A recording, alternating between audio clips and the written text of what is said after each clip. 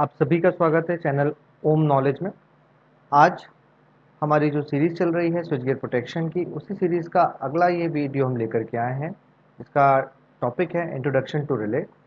इस टॉपिक के आज के इस प्रेजेंटेशन में हम जो चीज़ें डिस्कस करने वाले हैं वो है आपकी introduction to protective gear, main features of good protective gear, types of protection, basic elements of relay और क्लासिफिकेशन ऑफ रिलेज। ठीक, शुरू करते हैं हम। Introduction to protective gear. What is the need of protective gear. देखिए, कोई भी topic जब हम पढ़ते हैं तो सबसे पहले हमें ज़रूरत होती है ये समझने की कि उस टॉपिक की या उस पर्टिकुलर सब्जेक्ट की ज़रूरत क्या है। सबसे पहले हम बात करेंगे कि what is the need of protective gear. तो जब भी किसी सर्किट में, इलेक्ट्रिकल पावर सिस्टम के किसी भी सर्किटरी में कोई भी फॉल्ट आता है, कोई भी एक एबनॉर्मल कंडीशन अराइज होती है, तो उस एबनॉर्मल कंडीशन के अराइज होने पर एक ऐसा प्रोटेक्टिव सिस्टम जो कि ये आइडेंटिफाई कर पाए कि फॉल्टी पार्ट कौन सा है और हेल्दी पार्ट कौन सा है, इन दोनों को आइडेंटिफाई करने के बाद में डिस्क्रिमिनेट करना, सेगमेंटेड करना या हम कहें सेपरेट कर देना, ये बेहद ज़रूरी होता है। यदि हम ऐसा नहीं करेंगे तो जो फॉल्टी पार्ट है वो फॉल्ट वहाँ का कैरी फॉरवर्ड हो जाएगा कहाँ पर, हेल्दी पार्ट में, और हमारा एंटायर सिस्टम डैमेज हो सकता है, इक्विपमेंट डैमेज हो सकते हैं, हमारा सिस्टम कोलैप्स हो सकता है, जिससे continuity of power supply maintain नहीं रह पाएगी। ठीक है, तो प्रोटेक्टिव गियर क्या होगा? प्रोटेक्टिव गियर एक ऐसा एंटायर सिस्टम या कॉम्बिनेशन ऑफ इक्विपमेंट्स जो कि हेल्दी पार्ट और फॉल्टी पार्ट को डिफ्रेंशिएट कर सके, अलग अलग कर सके। तो अब हम बात करेंगे कि प्रोटेक्टिव गियर के मेन फीचर्स क्या होते हैं। तो पहला फीचर है सेलेक्टिविटी, जो हमने अभी रिसेंटली डिस्कस किया। सेलेक्टिविटी क्या है? बेसिकली सेलेक्टिविटी ये है कि प्रोटेक्टिव सिस्टम जो है हमारा, इट मस्ट सेलेक्ट करेक्टली कि कौन सा फॉल्टी पार्ट है और कौन सा हेल्दी पार्ट है। वो इस फॉल्टी पार्ट और हेल्दी पार्ट को डिफ्रेंशिएट करने में केपेबल होना चाहिए। ठीक है। दूसरा है सेंसिटिविटी। सेंसिटिविटी क्या होती है? Sensitivity, protective system must be very sensitive. जितना ज़्यादा सेंसिटिव होगा उतना अच्छा है, ताकि वो कम से कम फॉल्ट में भी एक्टिवेट हो सके। क्लियर है पॉइंट? सेलेक्टिविटी क्या बात हुई कि फॉल्टी पार्ट और हेल्दी पार्ट को डिफरेंशिएट कर सके। सेंसिटिविटी क्या हुई? कम से कम फॉल्ट में भी वो एक्टिवेट हो सके। रिलायबिलिटी क्या होगी कि जब भी फॉल्ट होगा, जब भी सर्किट के अंदर कोई भी एबनॉर्मल कंडीशन आएगी, उस एबनॉर्मल कंडीशन के अंदर में उसको ऑपरेट करना ही है, वहाँ पर उसमें फेलियर नहीं होना चाहिए। यदि फेलियर होता है तो क्या होगा? इलेक्ट्रिकल सिस्टम में काफ़ी ज़्यादा डैमेज हो सकता है। क्विकनेस। क्विकनेस क्या है कि जितना जल्दी, जैसे ही फॉल्ट आता है उतनी ही जल्दी वहाँ पर क्या हो, उसका ऑपरेट हो जाए। ऐसा नहीं है कि फॉल्ट आया एंड इट टेक्स, जो डिले है फॉल्ट होने में और फॉल्ट के क्लियर होने में या फॉल्ट को आइडेंटिफाई करने में, वो डिले बहुत कम होना चाहिए। यानी कि जितनी जल्दी उस फॉल्ट को हम आइडेंटिफाई कर पाएंगे और उस फॉल्टी पार्ट और हेल्दी पार्ट को सेपरेट कर पाएंगे, उतना ही हमारे लिए बेहतर है, हमारे सिस्टम के लिए बेहतर है। लास्ट जो उसका फीचर है प्रोटेक्टिव गियर का, इंपॉर्टेंट फीचर, वो क्या है? Non interference with the future extension. कहने का मतलब ये है कि जो हमारा करंट इंस्टॉलेशन है एंटायर सिस्टम का, इंक्लूडिंग प्रोटेक्शन सिस्टम, वो यदि हम फ्यूचर में किसी किसी एक्सटेंशन के लिए जाते हैं तो उस एक्सटेंशन के लिए जो पहले का ऑलरेडी सिस्टम इस्टेब्लिश्ड है, उसमें कोई भी चेंज करने की आवश्यकता ना पड़े, ज़रूरत ना पड़े। क्लियर है होंगे पांचों पॉइंट्स? नेक्स्ट हमारा जो है types of protection. Types of protection basically दो टाइप के होते हैं। पहला होता है मेन और प्राइमरी प्रोटेक्शन, और दूसरा होता है बैकअप और सेकेंडरी प्रोटेक्शन। इसी का तीसरा नाम भी है ऑक्सिलरी प्रोटेक्शन। यहाँ पर ये समझना ज़रूरी है, मेन प्रोटेक्शन क्या होता है? मेन प्रोटेक्शन हमारा फर्स्ट लाइन ऑफ डिफेंस होता है, जो कि किसी भी एबनॉर्मल कंडीशन के आने पर रिस्पॉन्ड करता है। क्लियर है? यहाँ पर आप ये समझें कि मेन लाइन ऑफ डिफेंस मतलब मेन हमारा प्रोटेक्शन जो सिस्टम है वो आपका ये कहलाएगा। बैकअप और सेकेंडरी प्रोटेक्शन की आवश्यकता क्यों पड़ी, ये बेहद ज़रूरी है समझना, क्योंकि मान लीजिए किसी कारण से मेन या प्राइमरी प्रोटेक्शन ने काम नहीं किया, तो हमारे पास एक बैकअप प्लान भी होना चाहिए, सो दैट हम हमारे एंटायर सिस्टम को सेव कर सकें। ठीक है, तो यहाँ पर ये जानना भी ज़रूरी है कि वो कौन से कारण हो सकते हैं जिन वजह से आपका मेन या प्राइमरी प्रोटेक्शन काम ना करे। उनमें से कुछ जो कारण है वो है आपके कि डीसी सप्लाई जो है वो ट्रिप सर्किट की काम ना करे, वो फेल हो जाए, तब आपका प्राइमरी प्रोटेक्शन फेल हो जाता है कई बार। सेकेंडली, जो करंट और वोल्टेज सप्लाई है रिले की वो फेल हो जाए, उस वजह से रिले ऑपरेट नहीं होगा, तो भी आपका प्राइमरी प्रोटेक्शन फेल हो सकता है। तीसरा है जो ट्रिपिंग मैकेनिज्म है सर्किट ब्रेकर का वो ऑपरेट ना करे, वो काम ना करे, तो भी आपका मेन या प्राइमरी प्रोटेक्शन फेल हो सकता है। चौथा पॉइंट होता है कि the circuit breaker itself fails to operate, यानी सर्किट ब्रेकर ही काम ना करे, तो क्या होगा, तो भी आपका मेन प्राइमरी प्रोटेक्शन फेल हो जाएगा। पांचवा पॉइंट होता है the main protective relay fail. अब भाई जो मेन आपका प्रोटेक्टिव रिले है वही काम ना करे, तो भी आपका क्या होगा, प्राइमरी प्रोटेक्शन फेल हो जाएगा।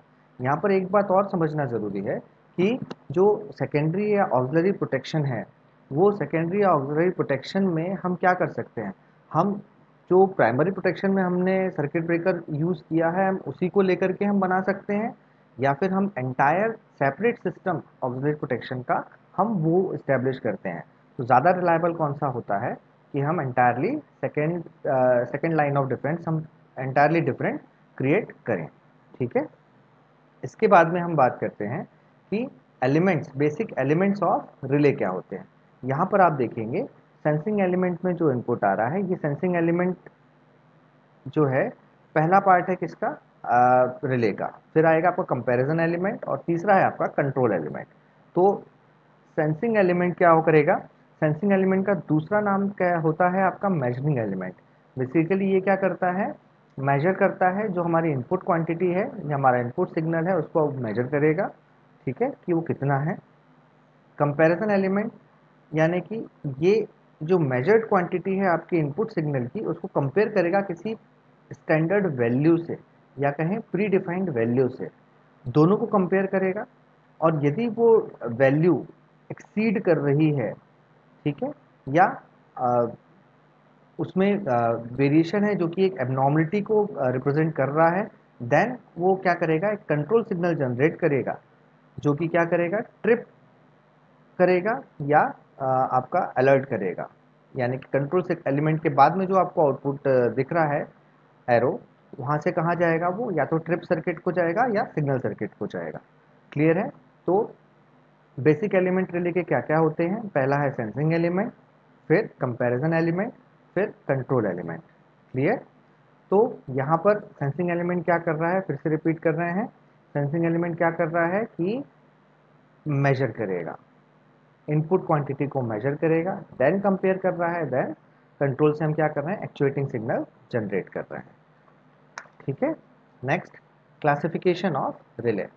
तो क्लासिफिकेशन ऑफ रिले में हम क्या देखते हैं कि बेसिकली रिले को हम तीन कैटेगरीज में क्लासिफाइड कर सकते हैं, या on the basis of these three things हम रिले को क्लासिफाई करते हैं।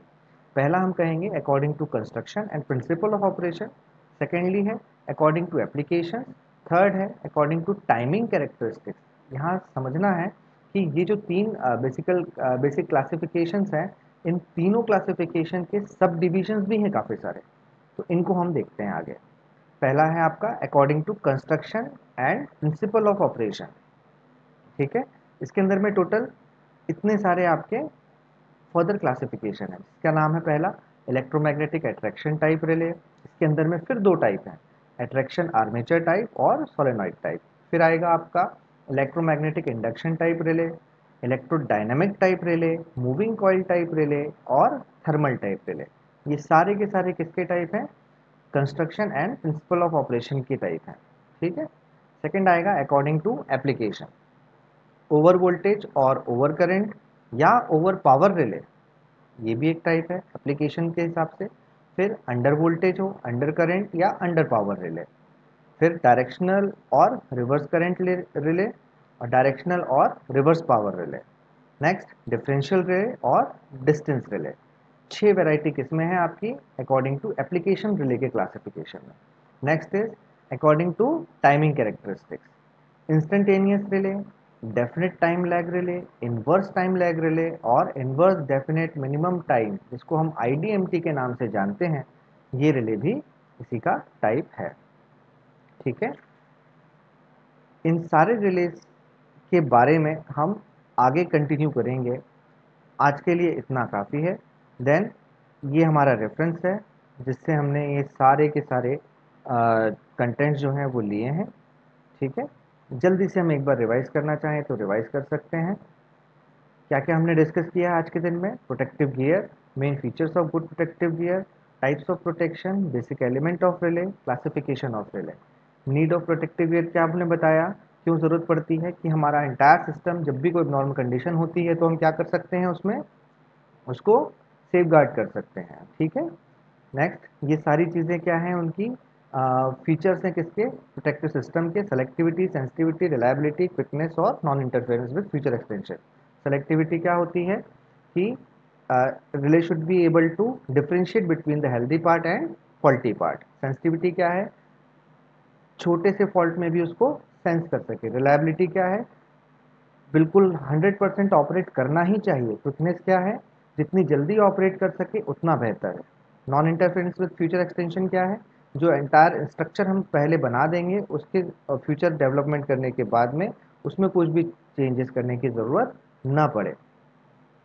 कितने टाइप के प्रोटेक्शन हो गए, मेन और प्राइमरी प्रोटेक्शन, और दूसरा क्या कहते हैं, ऑक्सिलरी प्रोटेक्शन। मेन यानी कि first line of defence, auxiliary मतलब सेकंड लाइन ऑफ डिफेंस। क्यों ज़रूरी है, ताकि हम रिलायबिलिटी बढ़ा सकें। क्लियर है। बेसिक एलिमेंट ऑफ रिले क्या क्या हो गए हमारे, सेंसिंग एलिमेंट, कंपैरिजन एलिमेंट और कंट्रोल एलिमेंट। सेंसिंग एलिमेंट क्या करेगा, सेंसिंग एलिमेंट मेजर करेगा। कंपैरिजन एलिमेंट क्या करेगा, कंपेयर करेगा प्री डिफाइंड वैल्यू से। और कंट्रोल एलिमेंट एनी ऑबनॉर्मल कंडीशन होने पर क्या करेगा, एक एक्चुएटिंग सिग्नल जनरेट करेगा। ठीक है, फिर हमने देखा है क्लासिफिकेशन ऑफ रिले। अब यहाँ पर हम एक छोटा सा एग्जांपल भी ज़रूर लेंगे कि हमने एक जैसे फॉल्ट की हम बात करते हैं तो फॉल्ट में क्या होगा, फ्यूज़ है आपका। फ्यूज़ हम घरों में देखते हैं, फ्यूज़ क्या करता है, फ्यूज़ में हम क्या करते हैं, पतला सा वायर लगा देते हैं। पतला सा वायर क्या होता है, जब हम करंट फ्लो होता है, कोई फॉल्टी कंडीशन आती है तो करंट एकदम से राइज होता है। करंट राइज होगा तो क्या होगा, वहाँ पर हीट ज़्यादा प्रोड्यूस होगी because of I square R losses. तो जब हीट ज़्यादा प्रोड्यूस होगी तो वो वायर क्या होता है पतला सा, वो क्या होगा, मेल्ट होकर के ब्रेक हो जाता है। जैसे ही वो वायर ब्रेक होता है, आपका फ्यूज़ ब्रेक हो गया। फ्यूज ब्रेक हुआ तो आपका करंट फ्लो होना बंद हो गया, तो आपके घर का पावर सप्लाई क्या होता है, बंद हो जाता है। इस तरीके से हम जब फॉल्ट करंट बढ़ जाता है तो हम हमारे घर के अप्लायंसेस को सेफ गार्ड करते हैं। ठीक है, रेफरेंसेस हमने देखे। आपको आगे कोई भी टॉपिक आपको पढ़ना हो तो आप ईमेल कर सकते हैं या कमेंट सेक्शन में लिख सकते हैं।